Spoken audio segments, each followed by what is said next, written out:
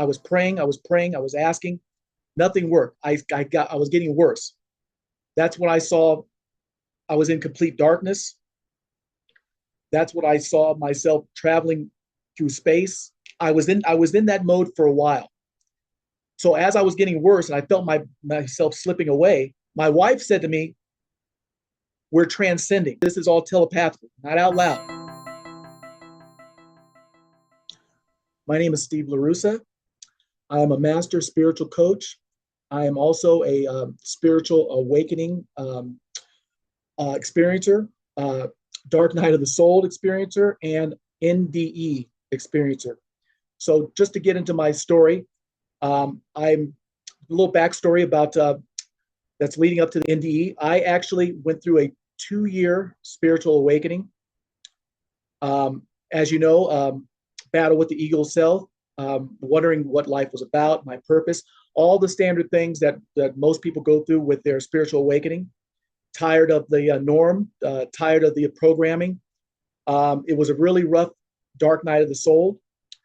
So as I came out of that experience, just to fast forward, I couldn't go back to my old life. Like most people, a lot of your old ways, your old life, people that you dealt with, those will be removed once you go through a true spiritual awakening. They no longer resonate with you. So that's when I decided to become a master spiritual coach. Got my certification for a master spiritual coach, law of attraction. Did a lot of self-studying, quantum physics, Dolores Cannon, Michael Wise, Michael Newton, things of those natures. So I had a calling on my life, and I wanted to help people that had went through a similar situation because I was confused, frustrated, depressed, didn't know what was going on, and it was rough. So that's why that changed me and compelled me to go into coaching people and helping people that are going through similar experiences. So getting into the NDE, my NDE happened on October 9th of this year, 2024. I was at home. My wife was visiting her family and friends in the Sacramento, California area. So she was on her way home and we were talking, and I could tell that there was something a little off about her spirit. So I said, "Look, why don't we take a trip to Lake Tahoe? Let's go and get a room. Let's go sit on the beach. Let's go meditate. Let's go pray. Let's do some earthing. Let's reconnect spiritually because I could sense that there's something going on with you." So she got back and we head up to Lake Tahoe. We live in Carson City, Nevada. It's about a 40-minute drive. So on the way up there was just something strange. There was a strange feeling in the air, and I wouldn't categorize it as bad or good. I would just say weird or strange. So we got up to Lake Tahoe, checked in our room. I didn't mention this to my wife. I kind of kept that to myself, this feeling. I try to, a lot of times we get these feelings, our ego self and our rational self tries to ignore it or put it on the back burner, which I've learned now, we can't do that. We have to listen to that. So we settled in our room. We went to get something to eat, stopped and got something to eat. After that, I said, let's go up into the hills and let's stargaze. So after we ate, we decided to go up in the hills and stargaze. So on our way up there, I noticed that I got a tingling and a numbness on my left side, and especially my left arm. My hand actually, as I was driving, my hand locked up in a C, the letter C position, and it was locked. So I took my right hand, kind of shook it off, shook my hand, and I had this tingling and this numbness on the left side. So of course I was actually, I never had a heart attack. I'd read up on heart attacks and know some of the symptoms. So I was a little alarmed, but it went away after a few seconds, and I didn't want to alarm my wife. She didn't even notice it. She was looking out at the scenery and whatnot out the window, so I didn't say anything. So we got up to the mountain, began stargazing. I've always been a firm believer, even before I got into my spirituality and metaphysical things of that nature. I've always been in the UFOs, the paranormal. I've always had this deep wondering and deep desire, deep search for knowledge and truth even before I went through my experience of spiritual awakening and dark night of the soul. So as we're up in the hills in the mountains in Lake Tahoe, my wife notices a little white dot streaking through the sky.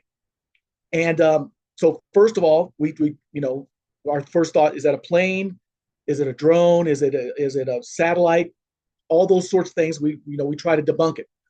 One, we were near the Reno airport, so we saw planes pass. This was way out of the Earth's atmospheres, up amongst the stars. So there's no way it could have been, in no way it could have been a plane or helicopter or even a drone, anything like that, because it was just out of the Earth's atmospheres. It was up amongst the stars. A little white dot streaking. She pointed it out to me. I said, "Oh my gosh!" My first thought, a UFO. She saw another one streaking the opposite direction. I saw one. So I'm right now, I'd always, I believe in UFOs, believe in that sort of thing, but I never experienced it, never seen one in person. So I was in awe. I was just dumbfounded. It's like, oh my gosh, it was great. It's something I've always wanted to experience.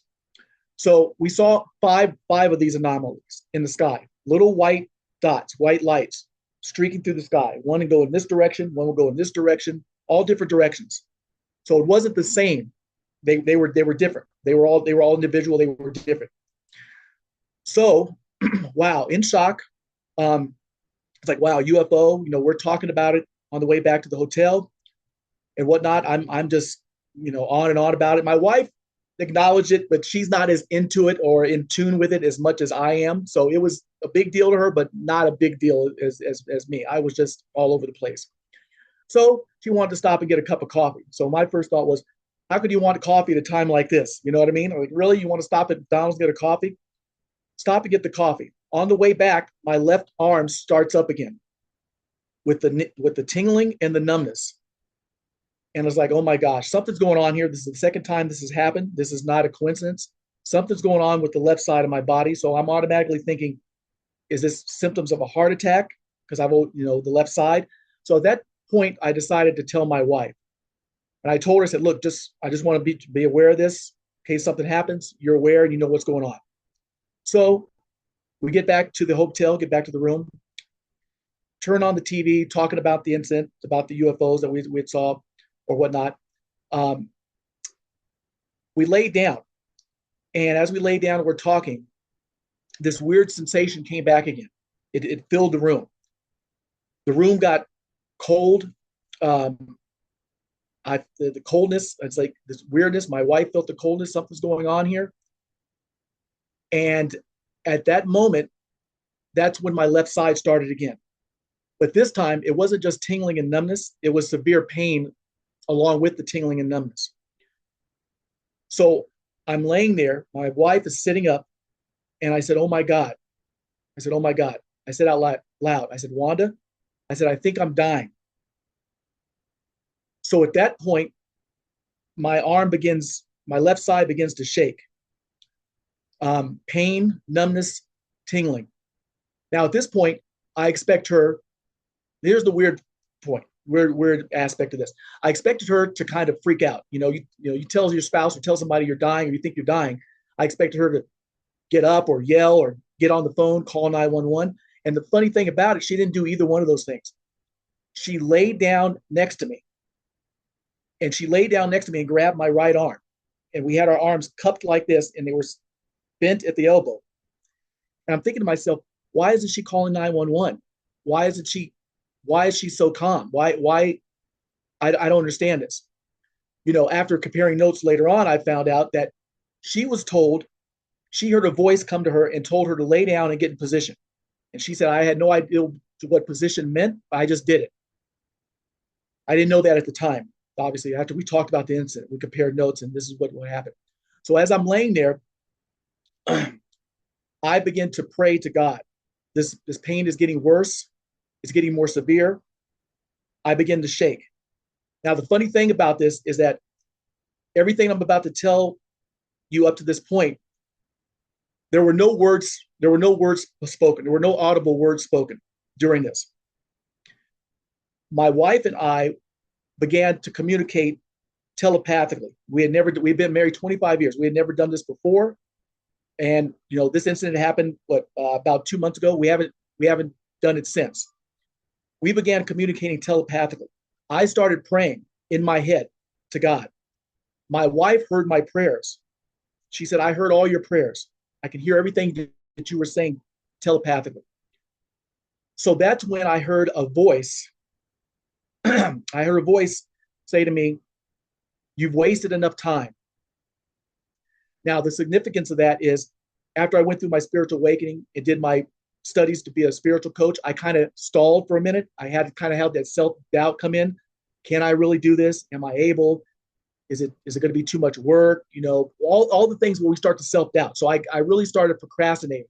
And I started to kind of avoid or run from the calling a little bit. Started to slip back into some old ways that I had before, just because of the self-doubt that we tell each other, that negative thinking, that limited belief system. So when that voice said that, I knew exactly what that meant. You've wasted enough time. So I started praying to God. I'm sorry, God. I know my calling. I know that I agreed to do this before incarnating here. I know this is what I'm supposed to be doing. I started to just pray and doing anything I can to beg for my life. Now, the funny thing about it is that nothing I did worked. I was praying, I was asking. Nothing worked. I was getting worse. That's when I saw I was in complete darkness. That's when I saw myself traveling through space, through the stars, seeing the galaxy, outer space. And I was in that mode for a while. So as I was getting worse and I felt myself slipping away, I started to, my wife said to me, we're transcending. That's what she said. And now remember, this is all telepathic, not out loud. She said, we're transcending. So I said, oh my God, okay, she must be feeling the same thing that I'm feeling. She must be going through this also. Because when she said transcending, I took that as we're dying or we're dying together. Later on, when we compared notes, she did feel those pains also in her left side. They weren't nearly as severe as mine. But she was going through the same symptoms that I was, but I was going through them more severely than she was. So she said, we're transcending. So as I was praying and I was not getting better, I was steadily fading. I began to think, okay, well, at least we're going to die together. So I at that moment, I told myself, I'm just going to give in to this. I'm going to give in. As soon as I told myself I was going to give in, my wife telepathically started saying, Stephen, fight, fight, fight. Don't quit. Don't give in. When I heard this from her, this basically gave me a second wind. So I began praying again to God. I began praying. I said, I know my calling. I'm sorry for procrastinating. I'm sorry for slipping back into old ways. And then the voice from God, this is the second time out of 3 times I heard his voice. The second time he said, all that I've shown you and all that I've given you, and this is what you do with it. And I just felt horrible because I knew exactly what he meant. Like, a lot of people go through NDEs and they don't know why and what for and what does it mean. I knew exactly what this was about.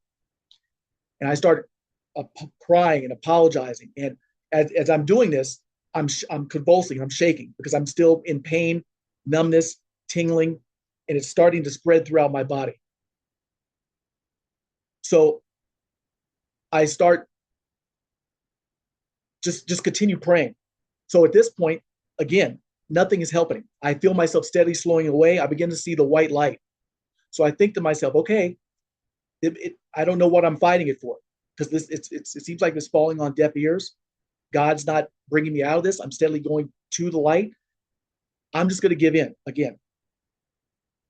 So as I begin to give in again, something in me said, and I don't know why I said this. I said, Wanda, help me. So I said that to my wife. Now, the interesting thing is, after we compared notes after this incident, my wife said she only heard one thing from God. God said to her, and he said it kind of sarcastically. He said, and why should I leave you here? And my wife said one word to him. She said, Jordan, who was our son. So she said she that's the only message she ever heard from God during the incident. But she too also heard the same voice of God that I heard. So as when I said, Wanda, help me, she sat up in the bed and she began speaking in tongues. Now, my wife and I have been together 25 years. I've heard her speak in tongues, I believe, twice before in 25 years. So as I'm hearing this, I wasn't surprised to hear this because she's done this before. So you know how sometimes you're listening to something, but you really don't hear it? So I wasn't focusing on that because I was still going through my experience. She did tell me also later on that her vision was us in a capsule, almost like a spaceship, together going through space. She saw the darkness, she saw the stars, and she was approaching the white light as well, which I later learned, obviously, after the incident when we talked about it. So as she stood up and started praying in tongues, like I said, I wasn't really listening. I wasn't focused on her. I was dealing with my own ordeal. Um, this is the third and last time I heard God's voice during this incident. And he said to me, Stephen, be quiet and listen to your wife. Once I heard that, a calmness came over me. A calmness came over me. I was able to focus. I was able to listen. I looked over at her, and at this time, here's the part that blows my mind. At this time, she started speaking in an African language. She started speaking fluently in an African language. Now, I don't know African language. I've never studied it. I only speak English. My wife, I know her for 25 years. She doesn't know any other language other than English. And but I know African language when you hear it. You know it, but you don't know what it means. So she's speaking in African language, and she's chanting and speaking. And I'm like, oh my God, what is going on here? This is impossible. This doesn't make it can't be. Can't be. There's no way. She stopped in that particular African language and spoke in another language, chanting, still African language, but I could tell it was from a different form of, like, different continent of Africa. It was different African language, chanting, and I believe praying. I don't know what she was saying. And I was like, oh my God, this is I just, what is going on here? I She did that. She actually spoke in 3 separate African languages and chanted. Then she transitioned from those 3 languages, chanting, and I assume praying. She spoke in an Indian language. She started speaking in Indian language, and chanting, and I believe, like I said, praying. I'm assuming praying in an Indian language. And as soon as she did that, that is when everything lifted off me. I had been praying, I had been begging, I called on Jesus. Nothing was helping. I was steadily going to the light, and I could feel my soul fading, and I could feel I was getting closer to death. The thing about it was, I did not come out of that until after my wife started praying and chanting in these other languages. That's when everything was lifted off me. So after that, everything was lifted off me. I got up. The heaviness, everything dissipated. I'm pacing back and forth. I'm kind of like I don't know, in a daze, obviously, in unbelief, and trying to somehow process this. I look over my wife. She's sitting up, and her eyes are wide open and glossed over like she's in a trance. And she's just still. So I didn't say anything to her. I didn't want to bother her. I didn't know what to do. I just, she finally came out of it, and it took her, she was disoriented. I said, do you know what happened? Do you know what you just did? And she said, no, not really. I don't. I said, you just spoke in 3 different African languages and 1 Indian language, and you were chanting. And at first, because she was disoriented coming out of it, she didn't remember it. As a few minutes kind of went by, she kind of started recollecting it and remembering it. I said, "Do you have any idea what you were saying or anything?" She said, "I have no idea. I have no idea. It wasn't even me. It couldn't have been me because I don't know any other languages." So the funny thing about it is that getting back to the mountain and the UFOs, it was revealed to me when I was pacing the floor that those weren't UFOs. Those, I was told, and I had this downloaded, divine download, divine information, that those were actually angels. Those were angels showing themselves to us. They weren't UFOs. Obviously, I don't know, getting in position, getting us prepared to go through this incident, showing us they were near or whatnot. But at the time, we thought they were UFOs. You know, if you see anomalies in the sky, you don't think angels, you think extraterrestrials, UFOs. Or at least I do. So, leading up to that, we have been for the last 6 months, coming out of my 2-year spiritual awakening. I've had a lot of synchronicities, a lot of sevens, a lot of. I would come out of my home to go walk or go meditate, and there'll be 7 cents laying at my doorstep. A lot of synchronicities, a lot of messages, a lot of signs leading up to this, and yeah, it was just an experience that I'm still processing. Because, like I said, this only happened 2 months ago, but going through my spiritual awakening, obviously, I think helped me process it more, helped me deal with it more. Because I hear a lot of people that hold their NDEs in for years and years and years. But it was easy for me to talk about, one, because I had been through a spiritual awakening, dark night of the soul. So I was in tune, I was in connection.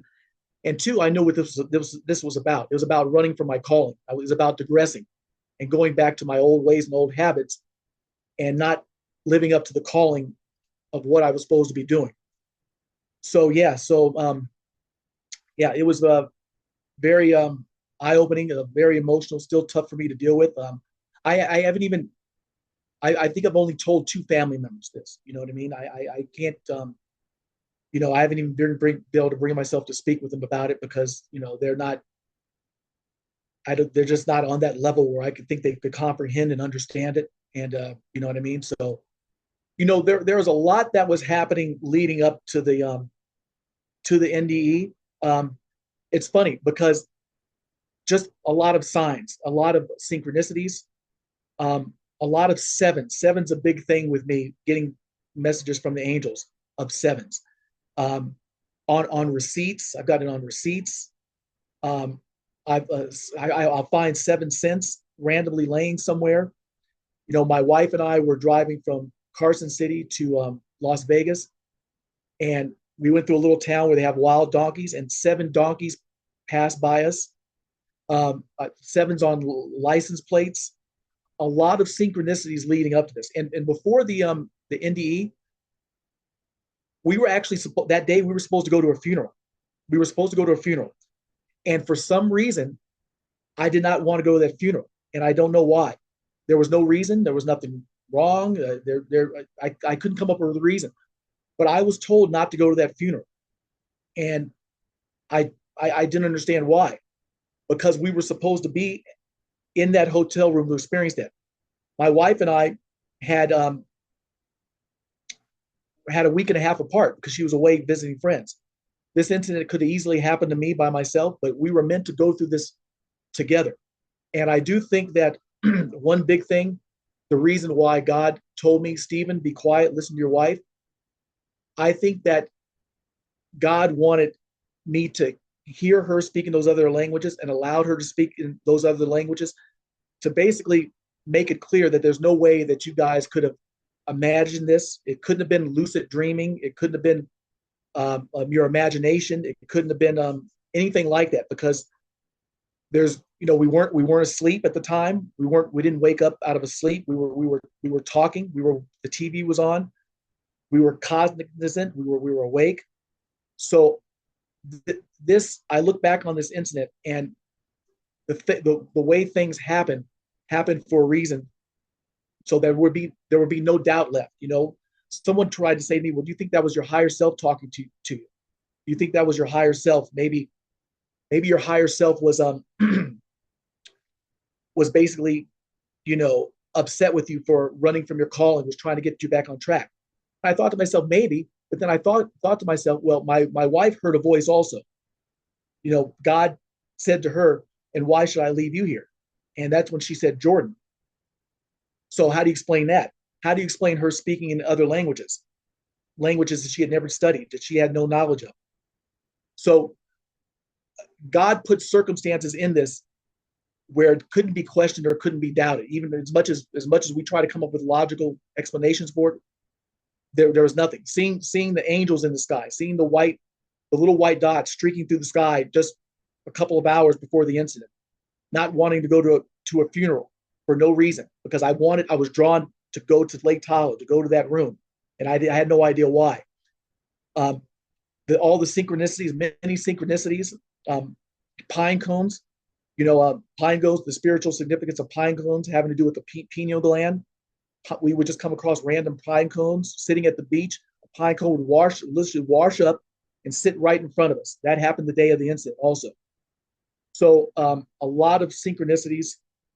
My wife was coming back, and I told her, on your way back, put some frequency music on, higher self, Surfago music, and pray and get in contact with your spirit guides and angels. And they told her, the first three numbers you see are your numbers. She came out of it. She was actually driving, so she was actually scared because she was like under a trance. And she saw 316s. She saw it on a billboard, she saw it on an exit, and she saw it on a license plate. She called me and said, what does 16 mean? We couldn't figure out the spiritual significance of 16. Then it came to me, it's not 16. It's 6 plus 1. 6 plus 1 is 7. It went along with all of the sevens that I had been seeing, messages I had been getting from my spirit guides and from my angels. So little things like that, little synchronicities for the last 6 months have been happening leading up to this NDE and going through my spiritual awakening and my dark night of the soul. So it's my third eye ever since then has been tingling, feeling light pressure in it since that incident, which happened a couple months ago. More random thoughts, more downloads, more information. I'm led to things and don't know why, and I figured out later on, oh, here's why I was led to this, or here's why I was led to that, and I've just really opened up a lot spiritually. So it's been overall, it was a scary experience, but it was good. And the funny thing about it was, a couple people that I have told asked me, what was your feeling during that? Did you feel the love of God? And I'll be honest with you, I didn't feel any love of God. Now, a few months ago, I went through an incident where I felt the love of God, saw the white light and all that, and it was incredible. But this felt more like, not to say God doesn't love me, obviously, but this felt more like a parent coming into the room with a belt and is about to discipline you. Your parent loves you, but it's more so about tough love. You need this whipping. I almost felt like it was a spiritual whipping, that you need to get back on track. You've been called to do something, and you're slipping back in your old ways. And I didn't bring you this far to slip back into those old patterns and old ways. You're meant to help people, to help raise the vibration of the world, to spread light, to help people that are going through similar situations as you, that are maybe going through a spiritual awakening, maybe just people that are feeling unfulfilled or lost or looking for meaning. People need guidance. They need help going through those things, because a lot of times we don't understand them, and we don't know them. I felt like I was going crazy. I felt like I was going nuts. So I felt like God gave me a spanking. And it's funny, when my wife said, we're transitioning, at that moment, I felt like it was death, but and it was, I was fading and I was dying. But later on, I realized it was a spiritual transition to a higher level. It wasn't transition to death. So yes, very enlightening, very powerful, still very hard to deal with, but I definitely understand it and whatnot. And it's just a story that I have to get out there, because I've heard and read and watched a lot of videos on NDE experiences, and I never seen like a shared NDE experience like that before. And and not to say it's never happened, but I had never seen it or heard of it, and it was just very enlightening and very just a lot. If you'd like to get a hold of me, I am a master spiritual coach. I do help people deal with internal and external issues that block or hinder spiritual growth. People that are going through phases of unfulfillment, doubt, um, wondering about their purpose, maybe going through a spiritual awakening and need some support and some guidance or whatnot. My website is spiritualalignmentsl.com. That is my website. And there you can send me an email from there, or actually you can call me direct. I'm on Facebook, I'm on LinkedIn. But yes, I do help people that are going through similar situations that don't know who to talk to, because a lot of times you can't talk to your peer, you can't talk to your family, you can't talk to your friends because they haven't gone through it. They don't understand it. And you kind of feel lost. And sometimes you feel like you're the only one going through this. And you need guidance, someone who's been there, someone who's gone through it. So that's what I do. So definitely check out that website.